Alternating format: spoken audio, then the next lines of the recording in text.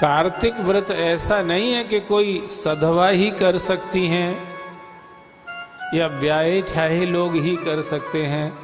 कार्तिक व्रत कोई विधवा भी कर सकती है।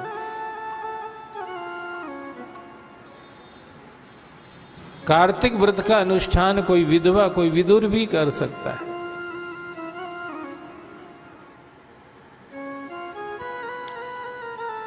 भगवान श्री कृष्ण की जो एक प्रिया है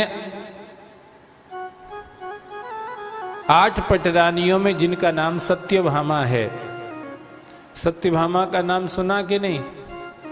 भगवान श्री कृष्ण की 8 पटरानियों में एक पटरानी सत्यभामा है, सत्यजित की बेटी।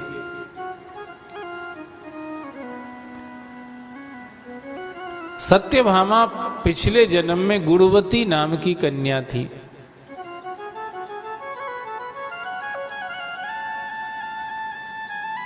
विवाह भी हो गया था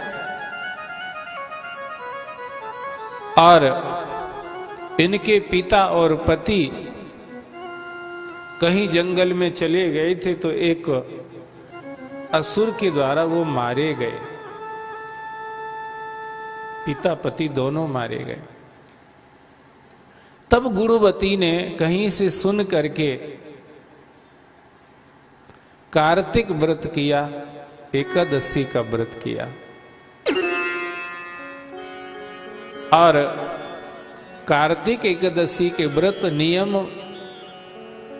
अनुशासन मर्यादा का पालन किया और भक्ति पूर्वक श्री हरि का, तुलसी का, सालिग्राम का, आंवले का पूजन किया, दीप दान किया।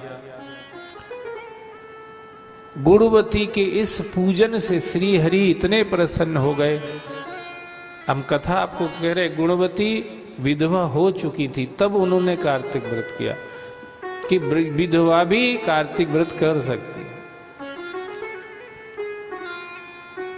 इससे भगवान श्री हरि इतने प्रसन्न हो गए गुणवती के ऊपर कि गुणवती के सामने प्रकट हो गए भगवान और कहा, देवी हम तुम्हारे इस व्रत अनुष्ठान से बहुत प्रसन्न हैं।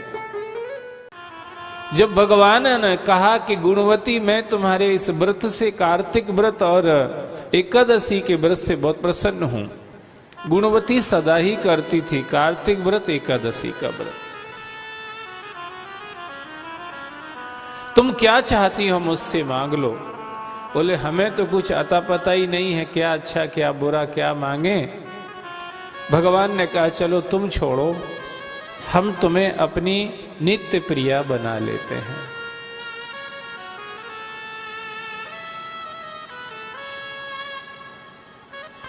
तब भगवान ने उन्हीं गुणवती को सत्यजित के यहां जन्म दिला दिया और सत्यजित की बेटी सत्यभामा के मन में उस पूर्व जन्म के पूजन के कारण से वो संस्कार विद्यमान थे कि सत्यभामा स्वयं अपने पिता सत्यजित से कह रही थी, पिताजी आप टेंशन में क्यों दिख रहे हो।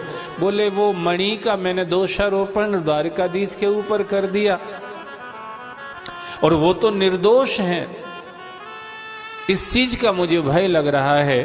तब वो सत्यभामा ने अपने पूर्व भजन के संस्कारों के कारण से ही अपने पिता को कहा, पिताजी मेरा हाथ द्वारकाधीश के हाथ में दे दो, हम भी सदा सदा के लिए सुरक्षित हो जाएंगे और आप भी सुरक्षित हो जाएंगे। हमारा हाथ